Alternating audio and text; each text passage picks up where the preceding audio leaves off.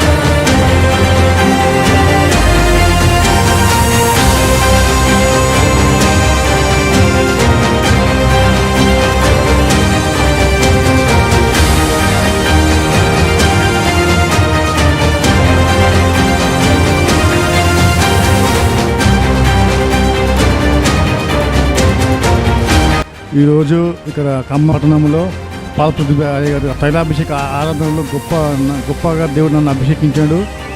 దేవుడు తన మహిమ చొప్పున గొప్పగా నన్ను అభిషేకించాడు. దేవుడు అయ్యగారిలో నుండి సూటిగా మాట్లాడాడు, అభిషేకించాడు, గొప్ప ధన్యత ఇచ్చాడు. ఇది నిజంగా ఇక్కడ గొప్పది చూశాను, కన్నారు చూశాను. ఇది నేను రూఢిగా నమ్ముతున్నాను. అభిషేకము చాలామంది అభిషేకం లేదు అని ఇక్కడైతే అంటున్నారో అది అబద్ధం అని నాకు ఇక్కడికి వచ్చినాక అది నిజంగా నాకు తెలిసిపోయింది. అభిషేకము దేవుడు స్వయంగా అయ్యగారులకు వచ్చి దేవుడు ఇచ్చినట్టుగా నాకు ఆ అనుభూతిని పొందుకున్నాను. అభిషేకం నిజంగా ఉన్నది. అభిషేకాన్ని కళ్ళారా చూశాను. ఇది నిజము అని నేను నమ్ముతున్నాను. ఎవరైనా అభిషేకం పొందుకోవాలని ఆశ కలిగి ఉంటే మీ యొక్క ప్రాణాలకు, మీకు దేహాలకు పరిశుద్ధాత్మ దేవుడు మీకు సాయం చేస్తాడు. మీకు అభిషేకం ఇక్కడ ఖమ్మంలో ఇక్కడ అయ్యగారి ద్వారా మీకు అభిషేకం వస్తుంది. మీరు కంపల్సరీ ఆశపడి రాండి. మీకు అభిషేకం త్వరగా మీకు దేవుడు ఇవ్వబోతున్నాడు.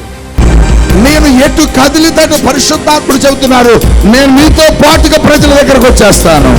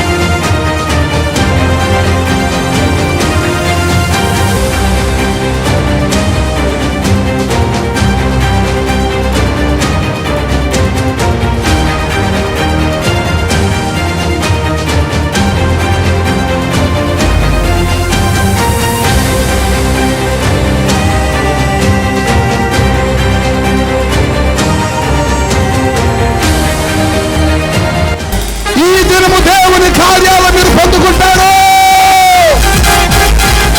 పరిశుద్ధాత్మ అభిషేకం ఈ స్థలంలో కదులుతూ ఉన్నది.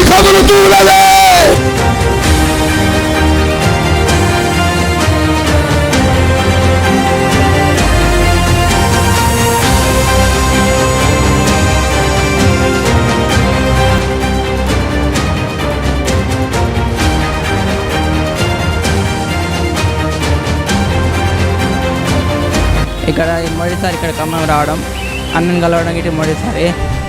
ఇక్కడ ఎంతో గొప్ప కార్యాలు జరుగుతున్నాయి. ఎంతో స్వస్థత కోరికలు జరుగుతున్నాయి. చాలామంది ఎంతో విడుదల స్వస్థత పొందుకుంటున్నారు.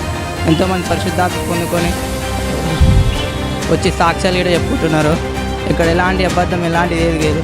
ఇక్కడికి వచ్చి మీరు నమ్మి విశ్వాసం ఉంటే దేవుడు మిమ్మల్ని ముట్టి స్వస్థపడతాడు. మీరు తిరిగి మళ్ళీ దేవుని చేరగలుగుతారు.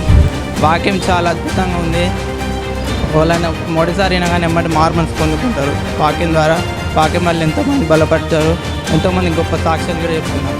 మేము యూట్యూబ్లో చూసే వచ్చాము. బ్రదర్ ద్వారా జరిగే కార్యాలను బట్టి దేవుడు ఈరోజు మాతో మాట్లాడాడని నేను ఎంతో సంతోషంగా ఉన్నాను. ఎంతో బాధతో వచ్చిన దానికి దేవుడు సంతోషం ఇచ్చి పంపిస్తుండు. మాతో యేసయ్యను కూడా ఇచ్చి పంపిస్తుండు. ఆరాధన బాగుంది, అద్భుతాలు బాగున్నాయి. చేసిన కార్యాలు, దేవుడు చేసిన అద్భుతాలు చాలా బాగుంది. దేవుడు ఆ బ్రదర్ని అక్కడ వాడుకున్నాడు అన్నట్టు, బహుబలంగా వాడుకొని అద్భుతాలు జరిగించిండు. దయ్యాలపై అధికారం ఇచ్చి గొప్పగా వాడుకున్నాడు. అదంతా వాళ్ళ పిచ్చి భ్రమ, గుడ్డితనం. అది రియల్గా చూసినాం కాబట్టి రియల్. ఎందుకు వస్తామో మేము అంత దూరం నుంచి ఇంత దూరం పని కట్టుకొని పేర్లు పెట్టి పిలిచిండు దేవుడు. రవి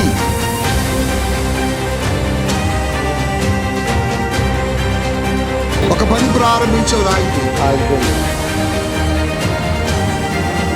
చాలా మంది దగ్గరకు వెళ్ళి అవుతాను కొరకు నీకు ఎవరు ఇవ్వాలి లేదండి. కానీ పరిశుద్ధాత్ముడు అన్నాడు ఈరోజు నీకు అది ఇచ్చి పంపబోతావన్నాడు. లలిత ఎవరు? లలిత గర్భఫలం రోబా గట్టి. క్రీస్తు యేసు నామములో నీకు దేవుడు ఒక వాగ్దానం ఇస్తున్నాడు. నీ కడుపులో 12 బిడ్డను పెడుతున్నాడు. అది యేసు క్రీస్తు. ఇదిగో 2024 సంవత్సరం అదే బిడ్డను ఎత్తుకొని నువ్వు ఇదే హాల్లోకి నువ్వు రాబోతావు. ఒక అవసరత, అది దేవుని దయ్యుండి, అది దేవుని దయ్యునది. నీ హృదయములో ఉన్న అవసరత అది దేవుని దయ్యునది. ఏదో దేవుని కొరకు చేయాలనుకుంటున్నావు. మందిరం కట్టాలి. మందిరం కట్టడానికి ఏం కావాలి? స్థలం కావాలి. ఓ రాష్మాతారేలీరోబా, నీవు కట్టబోతున్న మందిర విషయంలో దేవుడు కార్యం చేయబోతున్నాడు. అదిగో నీ కొరకు ఒక అద్భుతమైన స్థలాన్ని ఇస్తున్నాడు. నీ ద్వారా దేవుడు ఒక ఘనమైన పరిచర్య చేయబోతున్నాడు. ఇక్కడ చాలా బాగా జరిగింది. ఇట్లా అభిషేకం ఉంటుందని నేను అస్సలు ఎక్స్పెక్ట్ చేయలేదు. దేవుడు నిజంగా అద్భుత కార్యాలు చేశారు. నేను డాడీ నన్ను ముట్టి ప్రేయర్ చేయాలనుకున్న మనసులో లాస్ట్ సిచ్యువేషన్కి ముట్టి ప్రేయర్ చేశారు. చాలా సంతోషం. ఇది ఫేక్ కాదు, రియల్. అందరూ నమ్మండి, ఇది నిజంగా. వచ్చి ఒకసారి చూడండి, మీకే తెలుస్తుంది. రాంబాబు ఎవరు? రాంబాబు గారు, పరిశుద్ధాత్మ దేవుడు చెబుతున్నాడు మీరు ఒక అవసరత మీద ఇక్కడికి వచ్చారు. అవునండి. అది చాలా పెద్ద అక్కర. అది మనుషుడు చేసేది కానే కాదు. అది చేస్తే దేవుడే చేయాలి. ఆ ఆశతో ఇక్కడికి వచ్చాం. దేవుడు నువ్వు అడిగిన దానిని దేవుడు చేయబోతావు. కుమార్ నీకుతో దేవుడు ఒక మాట చెప్పడానికి నీ దగ్గరకు వచ్చాడు. నువ్వెవరో నాకు తెలియదు. యాక్చువల్గా ఫస్ట్ టైం నేను నిన్ను చూస్తున్నాను. దేవుడు నిన్ను తన పని కొరకు పిలుస్తున్నాడు. ఆయన అంటున్నాడు, కుమార్, నీ తల్లి గర్భములో నువ్వు రూపింపబడక మునిపి నిన్ను ఆయన కోరుకున్నాడట. ఆయన వైపు చూడకుండా, ఆయన దగ్గర రాకుండా చాలా సంవత్సరాలు దూరం అయిపోయావు. ఆయన అంటున్నాడు, ఆయన చేతిలోనికి నువ్వు వస్తే ఈరోజు తన చేతిలో నిన్ను ఒక పాత్రగా ఈ దేశానికి, ప్రపంచానికి వాడుకుంటాడు. This is ప్రొఫెసీ. నేను రావడం ఫస్ట్ టైం. చాలా బాగుందండి. నాకైతే బాగా అనిపించింది. చాలా ఎగ్జైటింగ్గా ఉన్నాను. నేనైతే నిజంగా షాక్ అయ్యాను. అసలు నమ్మనివి ఇలాంటివన్నీ. ఇప్పుడు కళ్ళెదురుగా చూసేసరికి కొంచెం నమ్ముతున్నాను. వాక్యం చాలా బాగా చెప్పారు. చెప్తుంటే కూడా నాకు బాగా ఇదనిపించింది. చాలా బాధేసింది. అసలు అడుగు పెట్టిన దగ్గర నుంచి ఏడుస్తానే ఉన్నా నేను ఎండింగ్ వరకు కూడా. దేవునికి దుఃఖకరమైనవి, దేవుని బాధ పెట్టేవి, దేవుని ఇబ్బంది పెట్టేవి, దేవుని గాయపరిచేవి, దేవుని అపహాస్యము చేసేవి, దేవుని నవ్వుకునేవి నీ హృదయంలో ఏమున్నాయో మనం ఏం చేయాలంటే వాటన్నిటిని మన హృదయంలో నుంచి బయటికి పంపాలి. ఎప్పుడైతే మనం బయటికి పంపుతామో, ఎప్పుడైతే మనం వాటిని విడిచిపెడతామో, ఎప్పుడైతే మనం వాటిని కాదని బయటికి నెట్టేస్తామో, అప్పుడు దేవుని కార్యములు మన జీవితంలో జరుగుతాయి.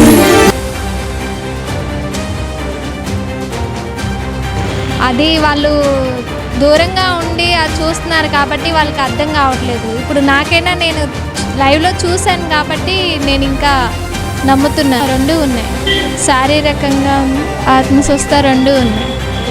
వచ్చిన వాళ్ళందరూ మారు మనసు పొంది స్వస్థత కలిగి తిరిగి హ్యాపీగా వెళ్తారని నేను అనుకుంటున్నాను. లక్ష్మీ కోరముంద్రో కేంద్రం ఏది నీ జీవితంలో దేవుని కార్యానికి ఆటంకముగా ఉన్నదో అది యేసు నామములో బయటికి వెళ్ళిపోతుంది. దేవుని కార్యము జరగకుండా అడ్డుగా ఉన్నది తొలగిపోయింది. ఈ రోజు నీ జీవితంలో యేసయ్య ఒక అద్భుతం జరిగిస్తున్నాడు. చాలా బాగుంది వాక్యం, మాత్రం చాలా బాగా చెప్పిండు అయ్య గారు. అంటే వాక్యం ఏంటంటే ఎలాగా ఉండాలి, ఎలాగా దేవుని యందు దేవునిలో ఎలాగ ఎదగాలి అన్నది వాక్యం చాలా బాగుంది. అదే కాకుండా అయ్యగారు ప్రార్థన విషయంలో కానీ, వాక్యంలో కానీ, బలపరచడంలో కానీ, అద్భుతాలు కానీ అన్నీ చాలా బాగా జరిగింది. చాలా బాగా ప్రతి నెల చాలా బాగా చెప్తాడు. ఎందుకంటే మేము చూస్తున్నాం కాబట్టి. మేము కూడా బైబిల్లోనే ఉంది కదా, నూనెతో అభిషేకించితే స్వస్థత వస్తుందని దేవుడు స్పష్టంగా బైబిల్లో రాయపడే ఉన్నది. వాళ్ళు ప్రజలు ఏంటంటే తెలియని వాళ్ళు, మూర్ఖుళ్ళు. ఇప్పుడు డాక్టర్లకి కోట్లు పోతారు, ఒక 10 నిమిషాలు దేవుని ఎందుకు సమయాన్ని ఇవ్వరు. ఎందుకంటే వాళ్ళలో దెయ్యాలు ఉన్నాయి కాబట్టి నిజాన్ని నమ్మరు వాళ్ళు. ఎలాంటి బాధలైనా, ఎలాంటి వాళ్ళైనా, చచ్చిపోవాలనుకున్న వాళ్ళైనా ఏడకొస్తే కొన్ని రోజులు బ్రతకాలని ఆశ కలిగిద్ది. బైబిల్లో ఉన్న వాక్యం దేవుడు అలాగా అయ్యగారిని అలా వాడుకుంటాడు. అది ఎవరికో ఒకరికే వస్తుంది. చాలా బాగా చెప్పిండు. అద్భుతాలు అబద్ధాలని చెప్పిన వాళ్ళు వేస్ట్గా వాళ్ళు అద్భుతాలను నమ్మిన వాడిని డాక్టర్లు ఎట్లా నమ్ముతారు? డాక్టర్లు ఎవరు కలగజేశారు? దేవుడే కదా. మరి ఇప్పుడు దేవుడు పరిచయం చేసేవాళ్ళు కూడా దేవుడే ఏర్పరచుకున్నాడు. వాళ్ళని దేవుడే, వీళ్ళని దేవుడే. దేవుడు జ్ఞానంతో వాళ్ళు వైద్యం చేస్తాడు. దేవుడు అభిషేకంతో ఈయన అద్భుతాలు జరిగిస్తాడు. వాక్యం మంచిగా అనిపించింది. ఏజ్లో ఉన్న వాళ్ళకి మంచిగా బలపరచడానికి, ఇప్పుడు జరిగే దానికంటే పాపంలో నడవకుండా మంచి మార్గంలో నడవని మంచిగా అనిపించింది. ఇక్కడికి వచ్చి ఒకసారి చూస్తే అర్థం అవుతుంది కదా దేవుడు ఎంత శక్తిమంతుడు అనేది. Study BTech second year first time నాకు చాలా నచ్చింది. మళ్ళీ రాబోతుంది. ఈ రియలే, నాట్ ఫేక్. యూత్ తెలియదు కాబట్టి అంటారు, ఇక్కడికి వస్తే అన్నారు, ఇక్కడికి వచ్చి చూస్తే ఎవరు అన్నారు. అయ్యగారు చాలా బాగా చెప్పారు. అన్ని విడుదల, అన్ని హృదయంలో నుండి తీసివేసిన తర్వాతనే మనకు అద్భుతాలు జరుగుతాయి అన్నాడు. చాలా బాగా జరిగింది ప్రేయర్. యూత్కి చాలా యూజ్ అవుతుంది.